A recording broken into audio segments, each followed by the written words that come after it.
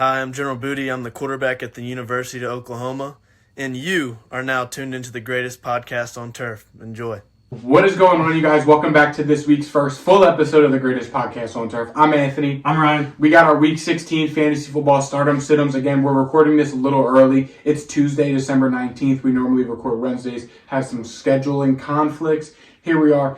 Just simple. Be on the lookout for injury reports and the weather for these games because they are subject to change. Like the video, subscribe to the channel if you guys are new. Let's go. Kicking it off. Who's your starting quarterback? This might be a little bit obvious, but I'm starting the Cowboys game. Dak Prescott and Tua Tagovailoa against each other.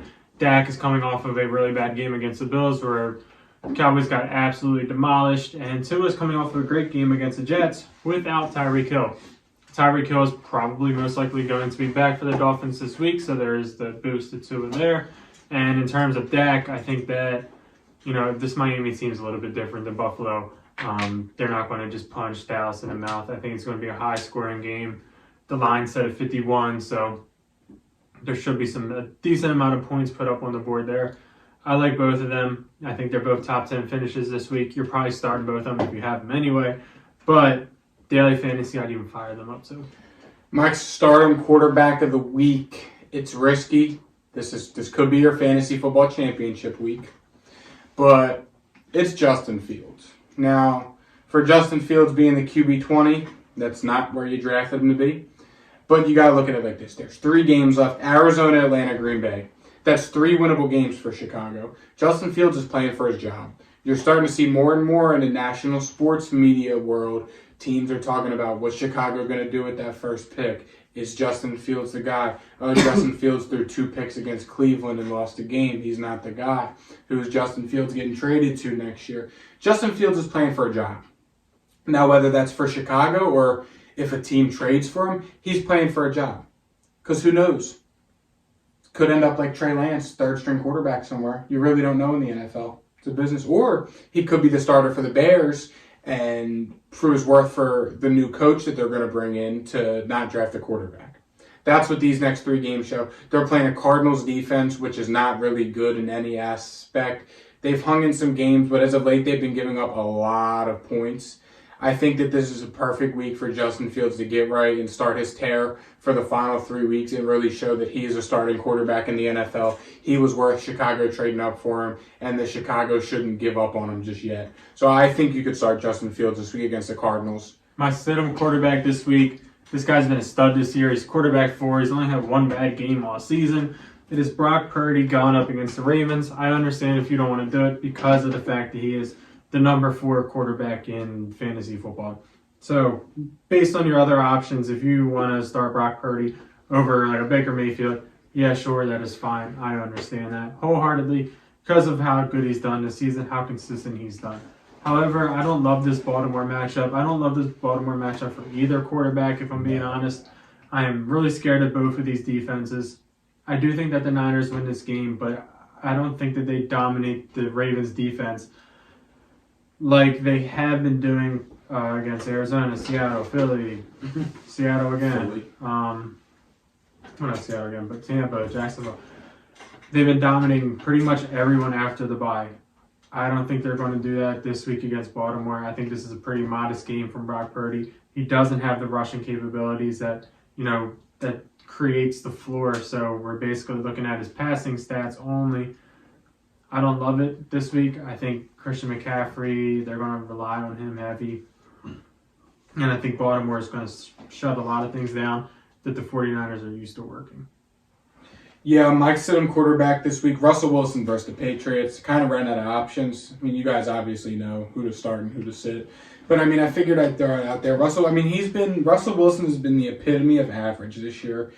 Consistently mid is what Russell Wilson's been this season. Yeah, he's had some good games where he scored 26 fantasy points against Washington week 2, but we all know how bad that defense is.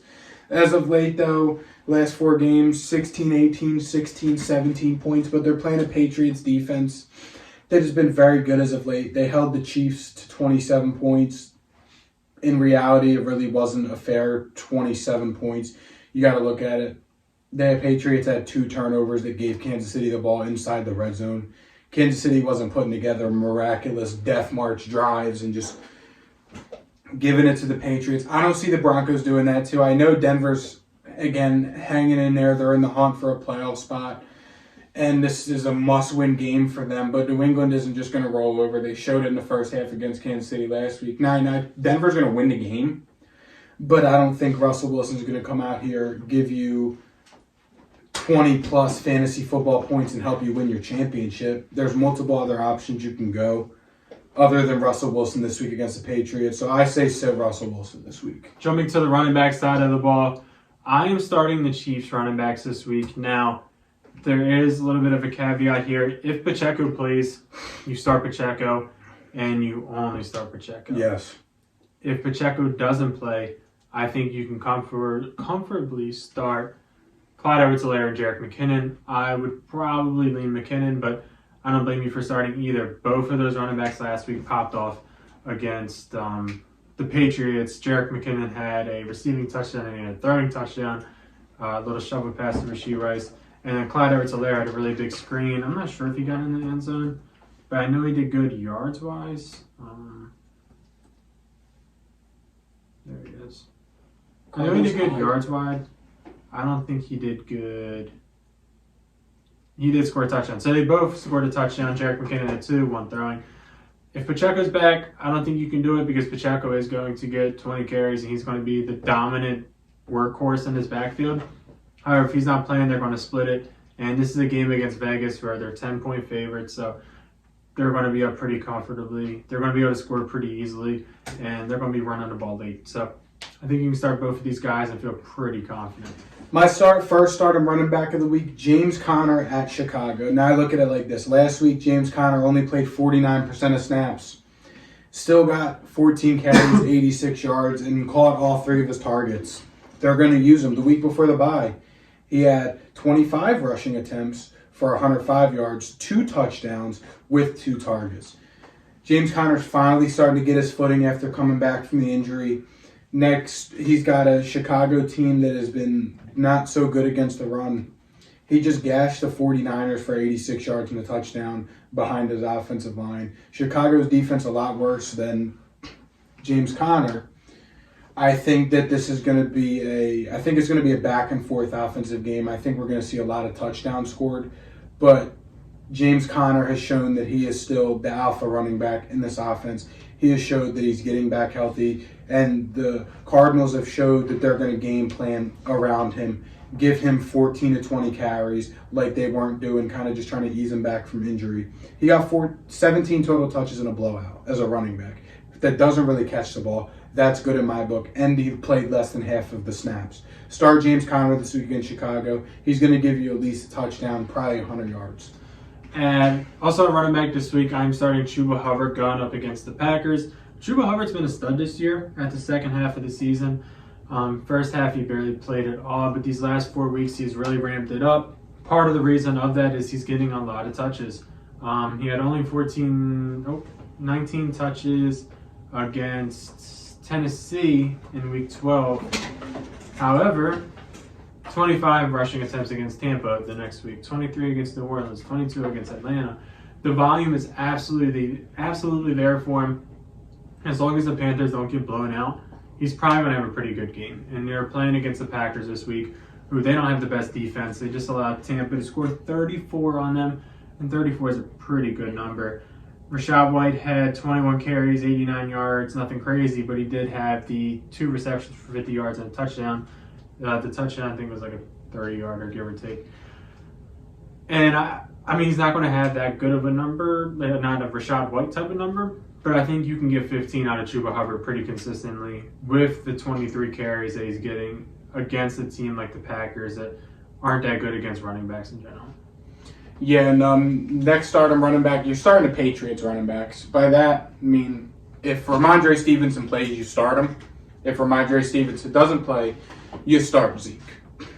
It's simple as this. They're playing Denver.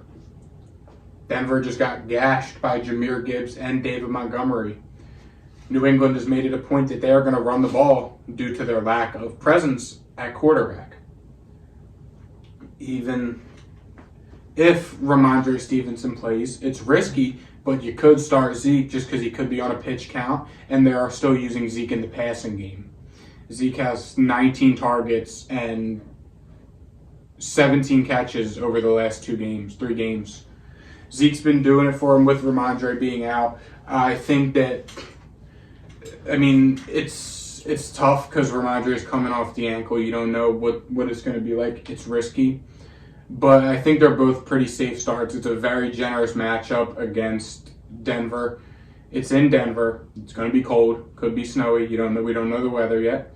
But the Patriots are going to use their running back. Zeke's been pretty efficient. I know he got kind of held in check by Kansas City last week, but bad game script and just kind of got caught in the offensive turnovers and that and that. Start the Patriots running backs this week. Looking at the sit side, first guy I'm going to mention is Saquon Barkley going up against Philly. Reasons being, I got a feeling Philly is pissed off, and I still think that Philly is a good football team, and I think that they're going to take it out on the Giants this week. It's Christmas Day, I believe. It is. And I think that, they figured out Tommy DeVito. I think that, the playoff run of the Giants is officially over. They just got absolutely rocked by the Saints, and the Saints suck. And now they're traveling to Philly. It's not a far travel. It's being in Philly is what's going to be the problem here. And I feel like this defensive line gets after Saquon Barkley. I think that they forced Tommy DeVito to beat him because the secondary is banged up for starters. The Giants might try to do that. But I think if Philly wants to win this game, which they should, they're like 13-point favorites, which is a horrible game script for running backs. They're going to shut down the run, force Tommy DeVito to pass it. I think they're going to get out to an early lead. It just doesn't scream like a good day for Saquon. I feel like it's going to be a very similar line to the New Orleans game that just happened. Yeah, my first set of running backs, I had a couple committees. I think you sit the Colts running backs this week at the Falcons. Now, again, the Falcons' defense has been spotty at times this year, but they're the second best defense against the run in all of the National Football League. Zach Moss hasn't been his same self since Jonathan Taylor's been back. And if Jonathan Taylor does play this week, the Colts have showed they're not afraid to put him on a pitch count. They did it coming off the injury for a couple weeks. It lasted for him to finally get back and moving. I know it was a different type of injury, but it's the same thing. Atlanta's been good against the run all season, and I don't think that changes now with Jonathan Taylor coming back. The Colts O-line's banged up. They don't have all their starters back, and I think that's why they haven't had as much success running the ball as of late, and they've played some tough teams. I just don't see this week wouldn't take the risk this week of starting Jonathan Taylor, who could be on a pitch count, and a Zach Moss, who really has been very inconsistent and bad since Jonathan Taylor's been out and he's been the RB1. My next running back sit, and this is the guy that set a start last week, so I apologize. It's Austin Eckler going up against Buffalo. I don't know what happened against the Raiders. They completely took his role out of the offense. He played 40% of the snaps, and he didn't do anything with any of that. Granted, the Chargers didn't do anything with anything else either. They scored 21 points. Yeah. And now they're playing against Buffalo, a team that's starting to get hot. I got a feeling it's going to be a really bad day for the Chargers. Yeah. Buffalo's like 10-point favorites, 11-point favorites. 11. Mm-hmm. And that just screams a dogging. And I think that's what's going to happen this week. I think, they say December and January, Buffalo's not good. Or not good to play against. Really, really good football team. And I've always said the Chargers, when the weather starts getting cold, they start to suck. And I think we're going to see that once again. Buffalo's probably going to win by 30. Wouldn't surprise me. Yeah, my next sit-em running backs were, I said the Vikings running backs. Jacob the dog. Yup. Just because Madison's coming back this week, but Ty Chandler had 23 half PPR points, had 130 rushing yards with 4 catches and a touchdown last week. They're playing Detroit. Again, Detroit's defense been bad, but what have they been good at all season? Stopping the run. This is very bad game script for the Vikings running backs, especially with Madison coming back.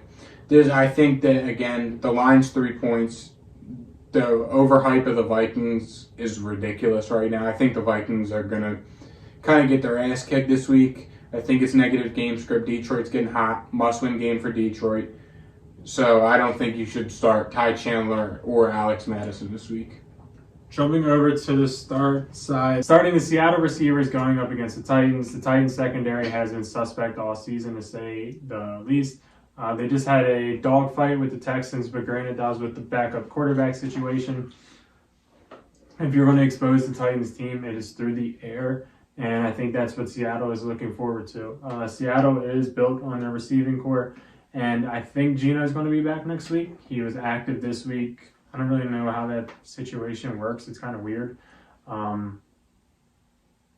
Because whatever. But I feel like Geno Smith's going to be back next week, and if he is, DK is going to eat, JSN is going to eat. Tyler Lockett's always a toss-up because that dude could be 2 or that dude could be nothing. 200. Correct.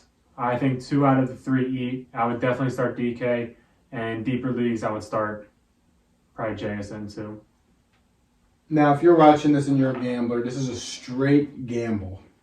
Now, my first starter wide receiver of the week, this is the first player I have on my list, the first player who I put on my list today. That's Calvin Ridley of the Jacksonville Jaguars, traveling all the way across the world to go play the Buccaneers in Tampa Bay. That's how you would get there. If you were going to leave the state, you have to go all the way around. Yeah. Technically, I mean, you could just fly like up, Nah. have a layover. I mean, it's true. But I look at it like this. This is only a play if Trevor Lawrence plays, by the way. I know he's in the concussion protocol. Again, it's too early to tell. If Trevor Lawrence doesn't play, you don't start Calvin Ridley. But this is a must-win game for Jacksonville. Jacksonville is tied currently with the Houston Texans for the division. They're a game ahead because they have the tiebreakers. But this is a must-win game for Jacksonville. It's also a must-win game for Tampa Bay because New Orleans plays who this week? Who does New Orleans play this week? Because I think they play an easy game. They play the Rams Thursday night. Okay. So that's a loss. Tampa can't afford to lose this game, but they're still a must-win for them if they want to secure this division. Tampa's been very bad in the secondary. Their secondary's not been good. The Jags are going to want to come in here and score a lot of points just because their secondary's banged up, and I can see a world where this is a good old-fashioned Florida shootout. That's what I see this game being. Again, if Trevor Lawrence plays, it's Calvin Ridley. Calvin Ridley's the only receiver there. Simple as that. Zay Jones, he plays, but then he's been hurt. It's inconsistent. Christian Kirk, IR. Evan Ingram and Travis Etienne can only do so much. They need somebody catching passes. They traded for him for a second-round pick. It's a must-win game for Jacksonville. I think you can start Calvin Ridley this week as long as Trevor Lawrence plays, and you'll be happy. And if you're in your fantasy football playoffs and you held on to Calvin Ridley, it'll be like poetic justice, how he won you your championship. Spinning off of that game, I started Chris Godwin against Jacksonville, so I have no idea how I messed up the Seahawks one, because I literally said Chris Godwin versus Jacksonville. Nonetheless, Chris Godwin last week against the Packers, Baker Mayfield absolutely pelted that guy with targets. He had 10 receptions. He probably had 15 targets for all I know. Over 100 yards, and that dude looked amazing last week. And I feel like against the Jaguars, he can have similar success. The Jaguars' defense has been suspect, to say the least. The Browns hung up 31 on them. So if the Browns can hang up 31, Wi-Fi went out, great. So if the Browns can hang up 31, I know for sure that Baker Mayfield and the Tampa Bay Buccaneers can hang up another 30-piece. So go ahead and start Chris Godwin this week. It feels like him and Baker have a great relationship building, and I think that they're going to continue that. You can, Mike Evans also, he gets a touchdown or 100 yards every single week. Yep. So basically a touchdown every single week. Yeah, no, my final starter receiver this week, this is more for a deeper league, sneaky daily fantasy guy, it's Jordan Addison. Now, this might be kicking the dog just because he put up 26 last week, half PPR, but it's not. They're playing Detroit this week. I think Detroit's going to kick their ass. But what does an ass kicking mean for an offense? Garbage time. Exactly. We saw, I know, he only had 6 targets last week. He went for 111 yards, 2 touchdowns. If they need to throw the ball deep, Nick Mullins is looking for Jordan Addison. He ain't looking for Jay Jettis. I mean, he was. But if they need to if they need a deep touchdown or if they're taking a shot, they're taking it to Jordan Addison. We've seen Justin Jefferson own Detroit for the past couple of years. We've seen the likes of Adam Thielen and KJ Osborne have games against Detroit. This is the Jordan Addison Detroit game week. He's going to keep it up, back-to-back good weeks with a lot of yards, with catching all his targets, with scoring touchdowns. Start Jordan Addison this week if you're in a deeper league. Again, if he's like your receiver 4 or 5, don't go out of your way to start him. But if you're in a deeper league or if you want running back heavy and you got guys that are banged up, Jordan Addison is not a bad start this week by any means. Jumping over to the sit side, my first sit-on receiver this week, it's a whole group. It is the Washington Commanders receivers against the Jets.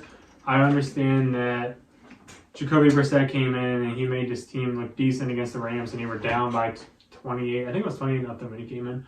But it's going to be a different situation this week. It's probably Jacoby Brissett again, but its score's going to be 0-0. And they're playing against a Jets defense that just got exposed by the Dolphins. I feel like the Jets probably win this game, if I'm being honest, and I think that this defense dominates. I'm not worried about Jacoby Brissett. I don't think the Jets are either. I understand that Jalen Waddle just popped off against them, but that's not going to happen again. I think they strap this whole entire receiving core. I would sit Terry. I would sit... You're definitely sitting the other ones. But I would sit Terry McLaurin this week against the Jets. I also am going to go out there and say sit DeAndre Hopkins this week. Somehow, against all odds, he's a receiver 20 on the year. But, again, this could be your fantasy football championship week. This could be your fantasy football first round. He had 9 targets last week. I get it. What did he do on the 9 targets? He caught 2 and turned it into 21 yards. That's not winning you a fantasy football championship. You're relying on Will Levis and D-Hop to connect on 5 to 7 of these targets for a touchdown. The volume is there for D-Hop. I get it. They're playing a Seahawks secondary that really kind of looked good the other night against Philly. I mean, Julian Love, 2 picks. They were playing without Devin Witherspoon. Reek Woolen held his own. Seattle secondary is only getting healthier. Tennessee's done in the playoffs. They have no shot. Seattle is playing there for a playoff spot. I don't think they're going to let D-Hop do what he did to Miami 2 weeks ago or Indianapolis 3 weeks ago. I think they're going to shut him down. I think they're going to game plan very similarly for how they game planned against the Eagles. Because, yeah, we saw that ended up they won. But I don't think you can start D-Hop this week again. I get it. Seattle's defense has been spotty in the secondary, so I don't blame you if you do. But it's too big of a gamble, and would you rather lose your fantasy football playoff game because you went with your gut, or would you rather lose because you didn't listen to me and you started D-Hop and he gave you 3.1 points for your championship? Sure. The floor is yours. My final sit receiver this week is Nico Collins going up against Cleveland.